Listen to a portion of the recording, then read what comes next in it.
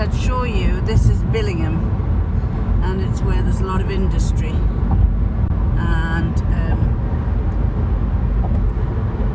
he said I left it too late and I was doing it the wrong time because you couldn't see what I was pointing to. Never mind. We're off to drop some trophies off in a posh part of Durham, Wynyard. So those of you who know Durham will know where Wynyard is. And then we're off to Teesside Park to do a quick shop for his lordship, who needs some things for his granddaughters, some Christmas presents. So we'll catch you later. While I'm waiting, I might as well talk to you and answer some of your questions. Renee Slav was saying it must take you some time to do these vlogs.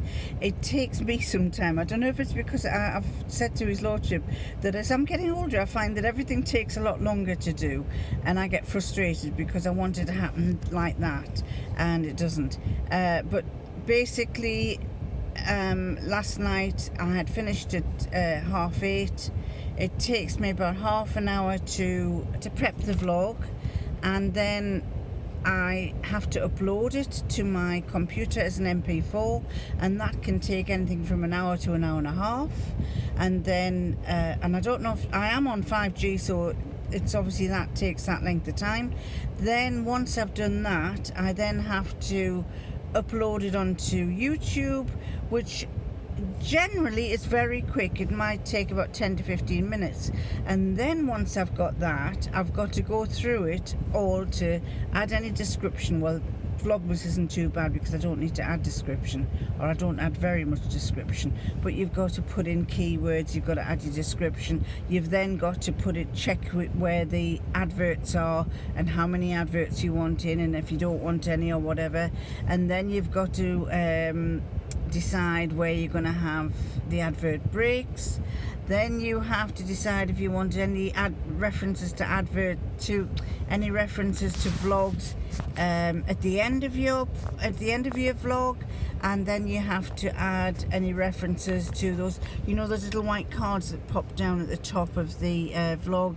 You put those in if you want to add any, to tell people to look at this vlog, and all that takes time. So by the time I think it was about 9 o'clock when I started, it was 11:45 when it was finally finished. So it's not a quick process, but it does get done. Now there's his lordship. He's come back. He's dropped the trophies off. Here he is. The deed is done. The deed is done, and we're off shopping. Sorry. Shops! We've decided that this is Wynyard, and these are very expensive houses, and we've decided that this must be the cheap end.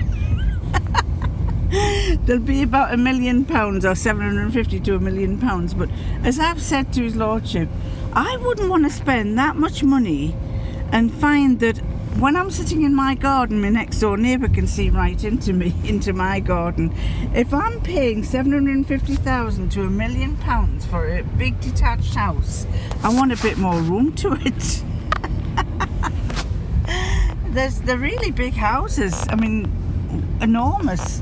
Some of them are about 5 or 6 bedroomed, but footballers' houses. But you know, I mean, look at that. That's a lovely house there, but it's so close to the other ones. No, not for me. Not for me. Everybody can see what you're doing. We've got more privacy where we live. We have, yes, we have more. We've got a piddly little garden the size of a postage stamp, and we can sit in that garden. Nobody can see us. Unless they've got their step ladders and looked over the fence, of course. But this is Wynyard. Is it Wynyard or Wynyard Horton? Wynyard Garden? I don't know what it is. It's Wynyard. It's Wynyard, and it's built round a golf course. But Wynyard and Winter.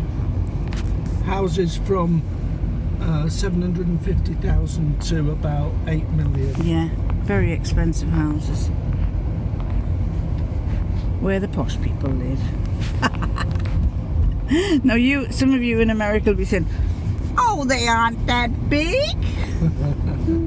They're rather small. I can't do my American accent. Somebody asked me if I could do one. I'm out of practice. Good. My hair's a mess. My hair's always a mess, but never mind. One day I will get to the hairdressers, and in January I'm going to show you, I'm going to pull out a video of me with my hair in January last year, so you can see just how much it's grown since then. I have chopped a little bit off the bottom, although it's probably not good. I do cut hair. I've always cut my kids' hair, and I cut his lordship's hair, but someone said, and I have been watching videos where you tie it in a ponytail and you bring it round and you cut it that way, but it's not long enough to do that. So I bought myself a really good pair of scissors, and every now and again I snip, and I said to him, I said, when my hair's wet, do you think you could cut it straight around the back? He said, no, I'm not doing that. And I said, why not? He says, I've heard the tale about your son. So I'll tell you the tale about my son. We went out, my son and my daughter were at home one Saturday night, and I went out, and we had these, like what everybody uses to shave the hair with, the clippers, or what do you call it, the electric ones. And when we went out for the night, and when I came back, my daughter was in tears. Mom, look what he's done to my hair. And she wanted him to just trim. She had a little bob like that. She had a little bob in her hair like that, and she wanted him to trim just around there. But unfortunately, not being very good at it, not having done it before, he shaved right up the top. So she ended up where her hair was up here, cut across there and shaved down. And she was in the right state about it. I think she was in the 6th form at the time. And I said, you're going to have to go to school on Monday. She said, I can't go to school on Monday, I can't. So in the end, she finally went, but she spent the whole day with a scarf around her neck. And with her being in the 6th form, the teacher allowed her to sit like that. But he kept saying, Carly, what's the matter with your head? What's the matter with your neck? And she said, my brother cut my hair off and made a right mess. So his lordship won't cut my hair in case the same thing happens. Anyway, you've seen the little video this morning about where we've been to. This morning we went to drop some trophies off, and we went to this posh how would you describe it? Man-made village town. There's no shops in it, nothing in it, just big houses. And the man who I'm not sure if he created it, but it's the man who created Metro Centre, lives there in Wynyard Hall. And the man who created Metro Centre used to live, now if you watch the video of me when I took you to see my father's house, oh, I just bit the inside of my mouth. When I took you to see my father's house in the sea at Cresswell, at the coast, there was a red house that I filmed, and I said it was up for sale. Well, he used to live in there. He spent about 3 or 4 years in there, and then from there he moved somewhere else, and then he ended up buying this big hall. He built, John Hall he was called, and he built Metro Centre, which is a massive shopping centre just south of Newcastle. Very popular. And so anyway, I don't know if he was party to building this village, but I didn't film the really big houses. I was too busy looking at the map to see how we got out of it. And when I looked up, and we were in the poorer area of the village, although it was poorer by the standards that it was £750,000 for a house and £1 million for a house. The dearer side that we went to was about 7 million for the house, but it was. You'll see that little video, or I've put that little video up saying what I thought of it. Anyway, we were supposed to be going shopping after that. We got as far as the shopping place, and he said, don't do queues. There was lots of cars, lots of traffic, and he said, I'm not doing queues, I'm not going there.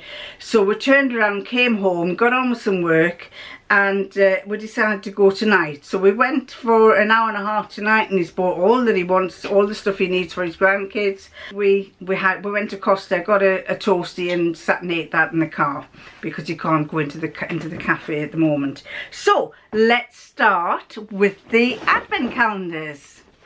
And hemline, we'll do the hemline. It's the 8th of December, so it's number, oh hold on, is it number 7 or is it number 8?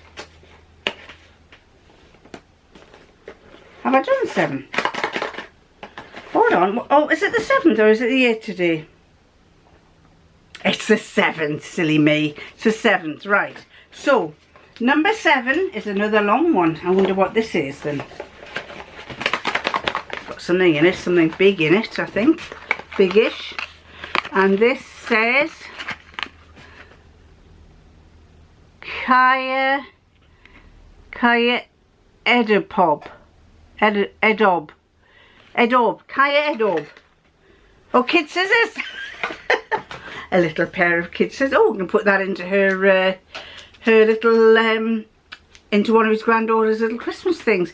And look at it. It's got, not that children will use that, but it's got little measurements on it. Let's see there. It's got little measurements on it. So a little pair of kid scissors. Kids cut scissors, it says. 5 inches. So that's 5 inches. So that's what's in number 7 on the hemline. Now we didn't get that last year, so that's a new one. That's a new little gadget that you got. So let's put that away back over there. And let's go for the L'Occitane. Now the number 7. Number 7. Number 7. It's like the Beatles song, number 9. Number 9. Number 7. I can't find number 7. 8. Now, oh, there it is. Oh, it's a fairly biggish one. Well, it's that size. It's not a little tube. I think it's a bigger little tube.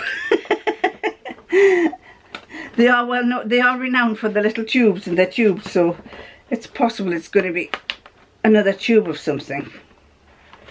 Come on. Right. I'm not going to look.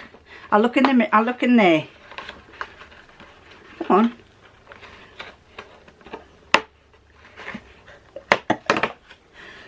Oh, it's another tube. Oh, now then.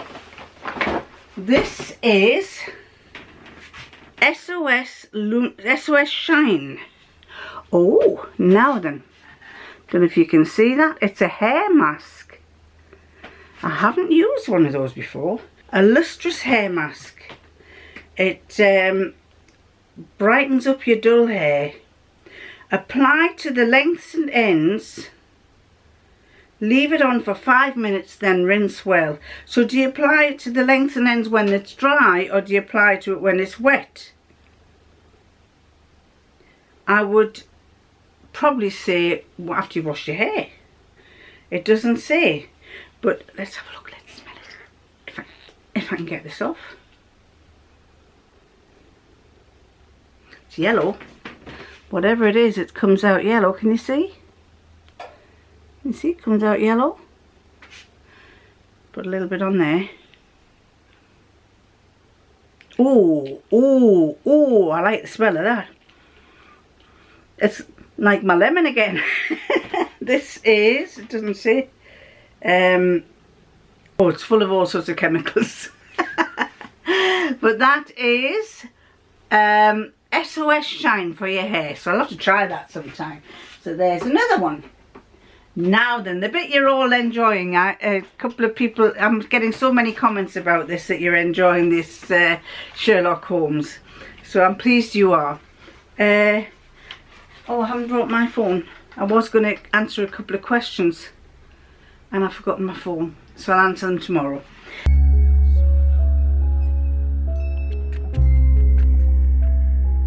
At the races. To start with, everything was very calm at the races in Ascot, where the annual pre-Christmas charity race was underway. Standing on the terraces, rubbing their clammy hands to keep warm, the have-nots, that's people who don't have money but who like to go to the races, the have-nots waited for the next race to begin, while the haves, that's people with money, sipped champagne on the heated stands and signalled small cheques to help the local orphanage to buy a new cooker. Such a good cause. Shortly before the starting shot, a young man appeared on the track wearing nothing but a flat cap despite the cold. So he was absolutely naked apart from this flat cap. He kicked his legs and flapped his arms like a dervish with his flat cap on, as if he was trying to take off.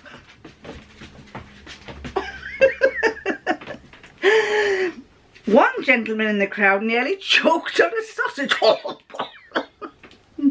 and a woman fainted and children roared with laughter.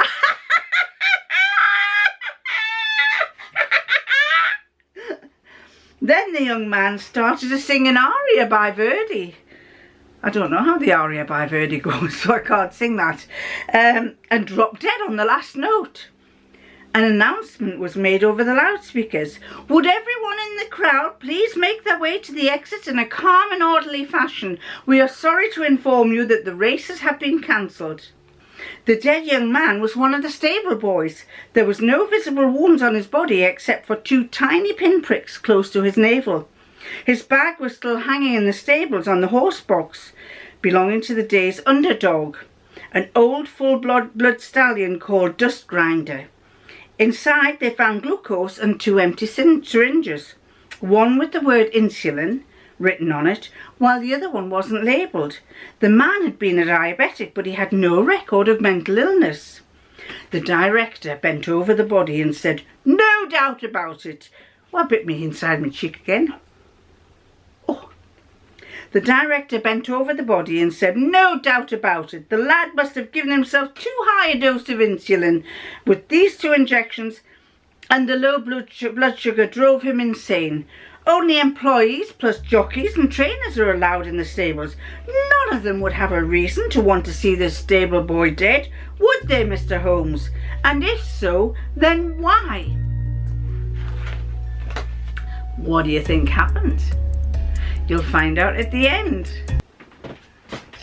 And we go on to the British Isles at Christmas. And we're looking for number... Oh, I was told, yes, I have to point out, I thought that Cardiff, if I take that out, I thought Cardiff was about there. And this lady said, no, it's about where that white bit is. She is right, of course, she's Welsh. That's where Cardiff is. This is just the flag. So I got my Wales right. And that was really bad of me, because there's nothing worse than somebody say... Like we often get people from down here telling us what up here looks like, and they get it wrong, and we get very annoyed. Anyway, number 7 is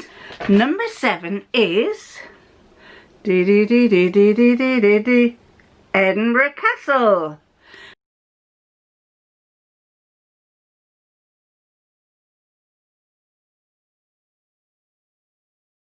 Where's Edinburgh Castle? Edinburgh Castle is in Scotland. So there's Scotland. This creamy part that's Scotland, all the way around there. I've told you that area is lovely to go and see.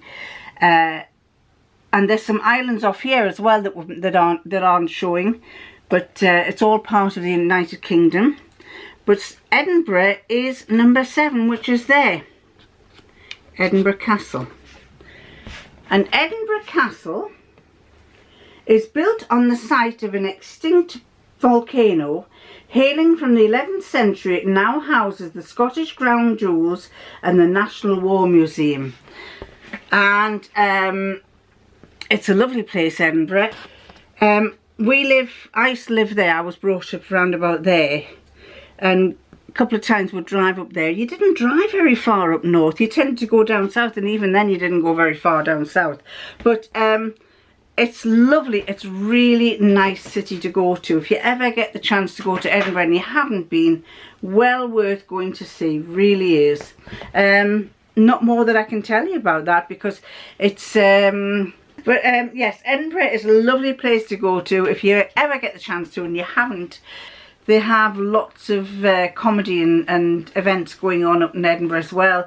And my mind has slipped as to what you call it, but I'll put it up there once I've checked it out.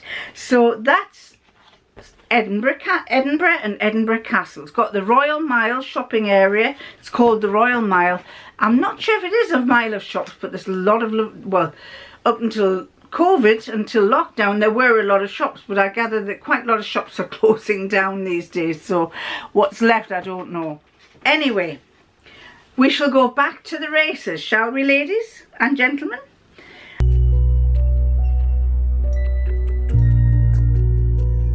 At the races, Now, do you remember the man said that the director said he thought it was probably that he'd given himself too high a dose of insulin? Well, this is what Sherlock said. My dear director, firstly let us gain an overview of medical facts. The victim was a diabetic. It is correct that low blood sugar can cause a certain amount of disorientation, even leading to mental problems and fits, but not to the extent that you have described. Also, your assumption that the unlabelled syringe was filled with insulin is a mere speculation. Of course, Holmes doesn't speculate, he deduces. Let us reconstruct what must have happened. The young man works in the stables with the horses. He leaves the building, perhaps to get a bite to eat. When he returns, he notices his blood sugar levels have risen dangerously. As he's aware of the dangers of low blood sugar levels, he takes a syringe out of his bag and injects its contents. He doesn't start to feel better. He inspects the syringe and notices it wasn't the insulin injection he always carries with him in case of emergency. As he has no idea of what the substance he has just injected is, or where the injection came from, he gives himself the other injection to lower his blood sugar levels. Before he can take any further action, he goes berserk. Where did the mysterious injection come from and what was in it? I keep biting the inside of my mouth. Oh, it hurts. Where did the mysterious injection come from and what was in it?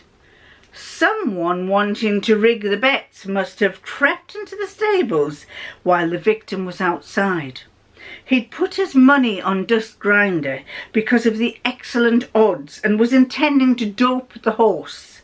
When he heard the stable boy coming back sooner than expected, he immediately dropped the syringe filled with a strong stimulant into the bag hanging there, not wanting to be caught red-handed with it on his person. Then he fled. The stable boy reached into the bag, I'm biting my inside of my mouth. The stable boy reached into the bag, not suspecting anything, and unfortunately injected himself with the stimulant instead of his insulin. A racehorse weighs, what, approximately a ton? The deceased would have weighed about 12 stone.